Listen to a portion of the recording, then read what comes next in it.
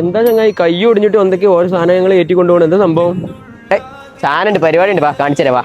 മക്കളെ, നമ്മൾ നിത്യോപയോഗ സാധനങ്ങളാണ് പച്ചക്കറി. അതിനുള്ള വേസ്റ്റ് കൊണ്ട് നമുക്കൊരു ജൈവവളം ഉണ്ടാക്കിയാലോ?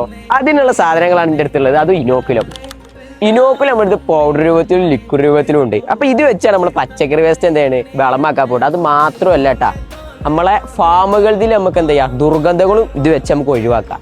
ഇപ്പൊ പൗഡർ രൂപത്തിൽ വരികയാണെങ്കിൽ നമുക്ക് ചകിരിച്ചോറിലാണ് യൂസിങ് വരുന്നത്.